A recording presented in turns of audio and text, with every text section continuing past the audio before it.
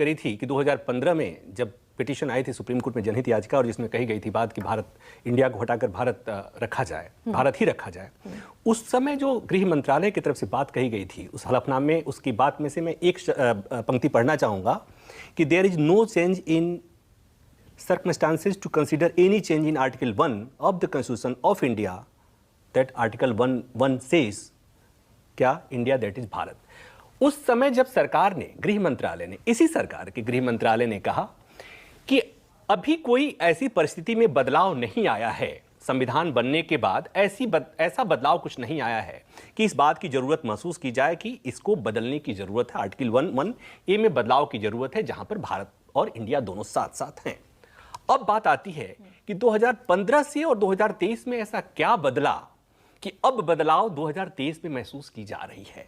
तो ये बदला है, वही बदला है जो अपोजिशन कहता है, चाहे आप लोग जो चर्चा कर रहे हैं कि दरअसल बदला ये है कि वो जो इंडिया है INDIA, वो दरअसल अपोजिशन ने जब अपने को ओन कर लिया तो वही बदलाव हुआ है। और मुझे लगता है कि इसीलिए सरकार इंडिया पे आ रही है। मुझे कहना नहीं चाहिए लेकिन कहना पड़ेगा। और एक बात और मैं इसमें जोड़ना चाहता हूं, जो पॉलिटिकल, मैंने कहा लीगल बात कर दिया और मैं पॉलिटिकल बात कर रहा हूं कि चर्चा जिन मुद्दों पर होनी चाहिए उन पर नहीं हो रही है।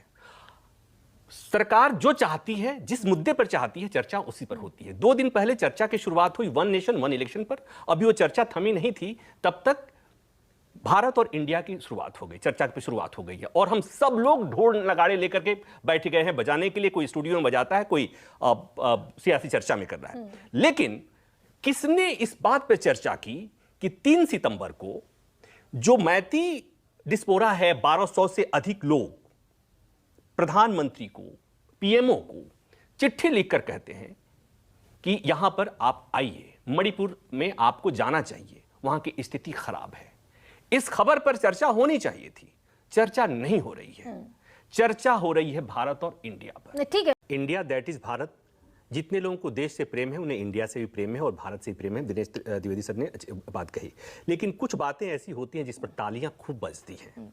तो ये ऐसे मसले हैं जिस पर तालियां खूब बजेंगी। कुछ बजाने वाला जो खाया पिया अघाया वर्ग है, जिसको हम मिडिल क्लास कहते हैं, जो खाया पिया अघाया वर्ग है, वो तालियां खूब बजा रहा है। लेकिन गरिमा, एक बार फिर मैं बात कहता हूं कि जिस देश में बेरोजगारी पर चर्चा होनी चाहिए, जिस देश में महंगाई पर चर्चा होनी चाहिए, जिस देश में तमाम तरह की समस्याएं हैं उस पर चर्चा होनी चाहिए, उस देश में जब ऐसे मसलों पर चर्चा हो रही है, आप किसी युवा से पूछ लीजिए अगर देश में इंडिया नाम हट करके भारत रह जाए तो उससे क्या मिलने वाला है, वो युवा आपको जवाब देगा।